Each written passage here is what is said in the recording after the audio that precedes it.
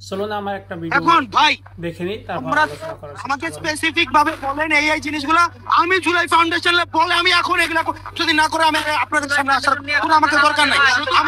আমাকে দাবিগুলো বলেন না ভাই। জুলাই ফাউন্ডেশন না ভাই,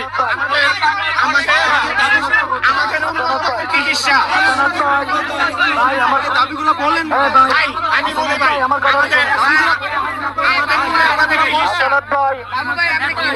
দাবিগুলো বলেন ভাই। আমরা কি বলে পরিচয় দেবো যে একটা পর্যন্ত আহত রোগী, ঠিক আছে, যে একটা পরিচয় দেওয়ার এখতিয়ার সেইটা আমরা পাচ্ছি না। ঠিক আছে, যে আজকে আমরা এই সরকারই যদি আমাদেরকে হাত তুলতে পারে তাহলে পরবর্তী সরকার কি করবে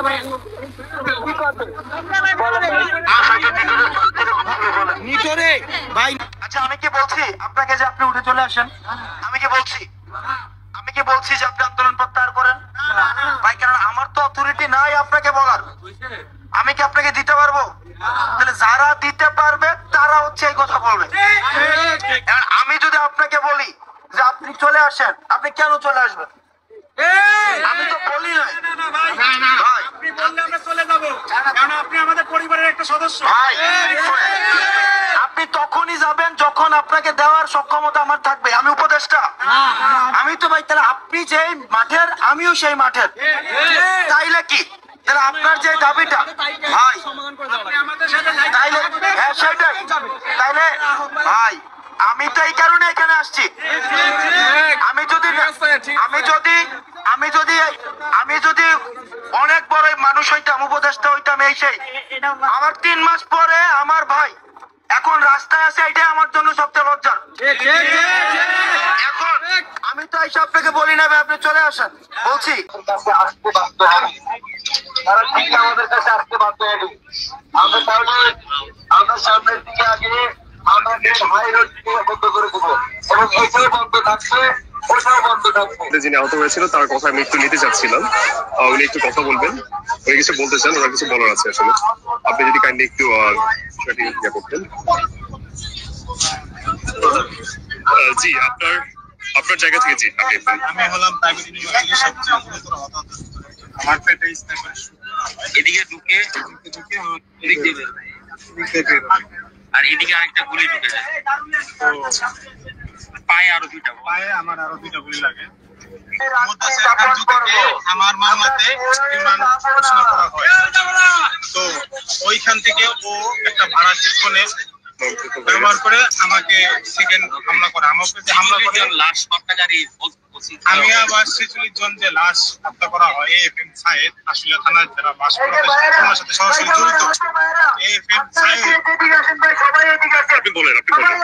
এএফএম সাইদ, আব্দুল্লাহ কাফি, বিশ্বজিৎ, সবাইকে আমার মামলাতে গ্রেফতার করা হয়। এর ফলে আমি আমার বাসাতে থাকতে পারতেছি না, কারণ আমাকে আমার যে মার যে সেবাটা পাওয়া দরকার ছিল, আমি আমার মার সেবাটা পাইতেছি না। আমি আমার এলাকা ছেড়ে আমি এখন বসুন্ধরাতে আশ্রয় নিচ্ছি, কারণ আমার উপর মৃত্যু ঝুঁকি আছে।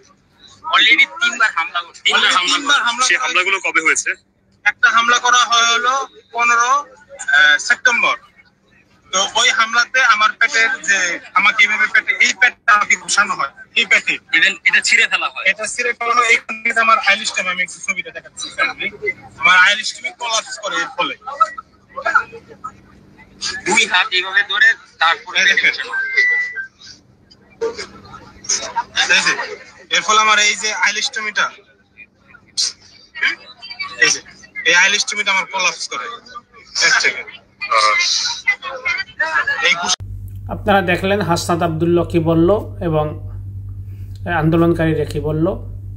তারা যে এই যে একটা রোগী যে দেখাইলো, তার যে শরীরের যে অবস্থা, তার সম্ভবত টয়লেটের জন্য আলাদা একটা ব্যাগ বানাই দেওয়া হয়েছে স্নাইপারের গুলিতে, সে ওরকম হয়েছে। তো এখন তাদের কেন, এই লোকগুলোর কেন যে তাদের আন্দোলন করতে হবে সুচিকিৎসার জন্য? এখন এইটা যদি আমাদের চলতেই থাকে, রোলিং চলতেই থাকে, তাহলে এটা সামনে ভবিষ্যৎ অন্ধকার। সামনে যদি কোনো স্বৈরাচার আবারও যদি মাথা চারা দিয়ে ওঠে, সেই স্বৈরাচারকে ক্ষমতাচ্যুত করার জন্য কেউ থাকবে না। এখান থেকে শিক্ষা নিয়ে তখন তারা কোনো আন্দোলনে, কোনো বিপ্লবে তারা অংশগ্রহণ করবে না।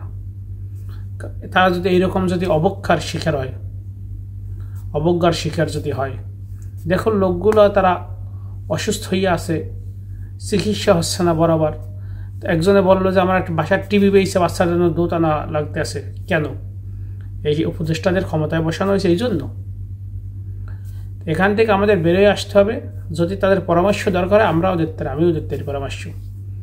নির্বাচনের আগে যে আওয়ামী লীগের এমপিরা যারা বলছে হলফনামায় তারা সম্পদের বিবরণ দিছিল, তাদের বাসায় রেড দেন, তাদের সম্পদ বাজেয়াপ্ত করেন, তাদের সম্পদ বাজেয়াপ্ত কইরা সেই টাকাগুলো দিয়ে এখানে এদেরকে পুনর্বাসন বা সহযোগিতা করার চেষ্টা করেন। যারা এখন জুলাই গণ-অভ্যুত্থানে আহত হয়েছে এবং নিহত হয়েছে। এখানে আওয়ামী লীগের এই অভ্যুত্থানটা হয়েছেই তো আওয়ামী লীগের জন্য, আওয়ামী লীগের নেতাকর্মীদের জন্য। এই আহত হয়েছে, নিহত হয়েছে কারণ তারা চাইপে বসছে, তারা দুর্নীতি, অরাজকতা এমনভাবে তারা চাইপে ধরছে জনগণের উপরে, অতিষ্ঠ হয়ে গেছে জনগণ। তারা শুধু তাদের আত্মীয় স্বজন, তাদের নিজের নামে সব কিছু তাদের করার জন্য জনগণ, তারা একটা যে মৌলিক অধিকার ছিল জনগণের, যে 5টা মৌলিক অধিকার, সেই অধিকারও তারা ঠিকমতো পায় নাই।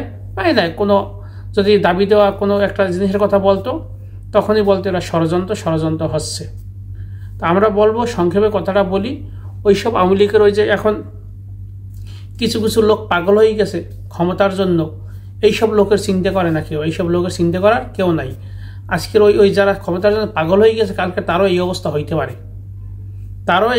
পারে, কালকের। হ্যাঁ, এই লোকগুলোর চিন্তা করার মধ্যে কেউ নাই। কেউ আসছে পুনর্বাসন করতে আসে, কেউ আসছে মামলাবাজি করতে আসে, কেউ আসছে গ্রেপ্তার বাণিজ্য শুরু করে দিয়েছে, কেউ হচ্ছে সাদাবাজি শুরু করে দিয়েছে। মানে তোদেরকে এই ব্যবসার জন্য কি এই আন্দোলন এরা আহত হয়েছে, এরা নিহত হয়েছে এই তোদের এই ব্যবসা ধরাই দেওয়ার জন্য? কেউ এসে যাই যাদের দুর্নীতি আছে তাদেরকে নিজেরা কিছু বাগঘটনা করে তাদেরকে মাফ করে দিতে আসে, কাউকে পালানে সহযোগিতা করতে আসে। এই আন্দোলন কি এদের রক্তের বিনিময়ে কি তোদেরকে দুর্নীতি করার লাইসেন্স দিছিল? হ্যাঁ, এখান থেকে বের নাই আসলে সামনে বহুত বড় বিপদ আছে, সবার জন্য বিপদ আছে, বলে দিলাম। তা এদেরকে আমি বলবো সলিউশন, আওয়ামী লীগের এমপিরা যারা হলফনামায় যে দিছিল সম্পদের নির্বাচনের আগে, তারপর যারা ব্যক্তিগত সম্পদ সবগুলো বাজেয়াপ্ত করিয়া ক্রপ করিয়া বিক্রি করিয়া এইখানে এই লোকগুলোর টাকা পয়সা না থাকলে সংক্ষেপে বলে দিছি। ভালো থাকবেন, সালাম আলাইকুম।